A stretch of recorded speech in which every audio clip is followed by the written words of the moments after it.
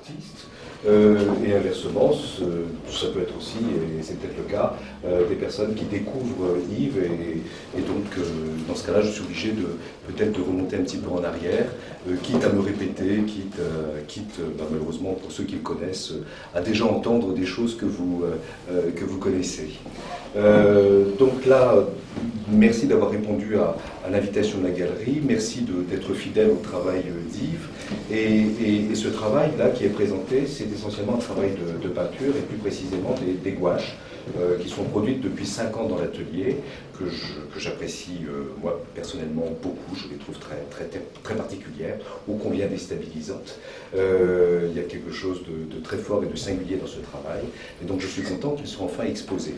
Mais à l'origine, Yves n'est pas peintre, c'est d'abord et avant tout un graveur. Alors je vais retracer, si vous voulez, assez rapidement son parcours, son itinéraire.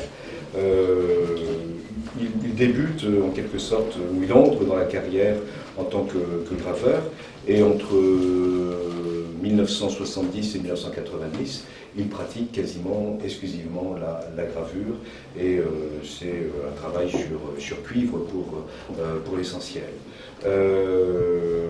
On le rattache alors à un mouvement, celui des artistes visionnaires. Alors un mouvement dont l'identité pose un petit peu problème, ou soulève souvent des questions, des débats.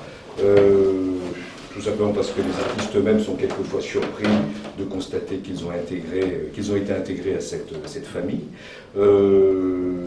Débat parce que c'est une école ou un mouvement dont on a mal délimité un petit peu la géographie. En fait, pour faire simple, si vous voulez, cette appellation d'école visionnaire, elle a été inventée d'abord et avant tout par des historiens d'art qui ont toujours un petit peu la fâcheuse tendance de vouloir tout ordonner, tout classer, parce que c'est pratique pour eux. Hein. Quoi qu'il en soit, pour des raisons pratiques, là, parce qu'on n'a pas le temps de remettre en cause, je dirais, le grand récit de l'histoire des formes, on va considérer qu'au départ, Yves a été artiste visionnaire. Alors, artiste visionnaire dans les années 70, qu'est-ce que ça signifie?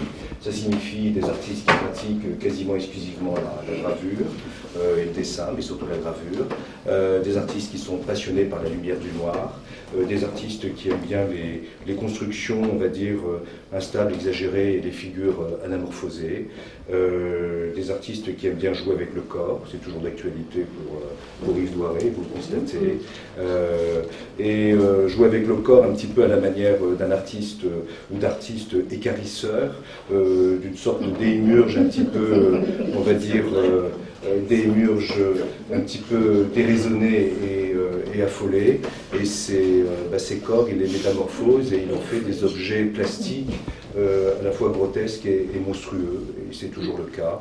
Et puis un artiste visionnaire, c'est quelqu'un qui propose une image sombre, je dirais métaphysiquement inquiète. Hein. Alors dans ce domaine précis du cuivre, Yves il a apporté quelque chose de singulier, dirais-je, d'étonnant.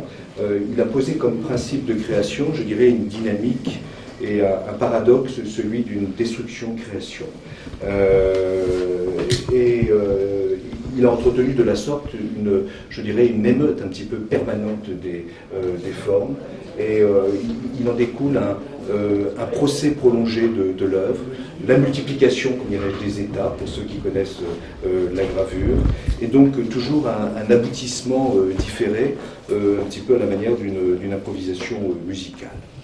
Alors, au tournant des années 90, Yves va un petit peu...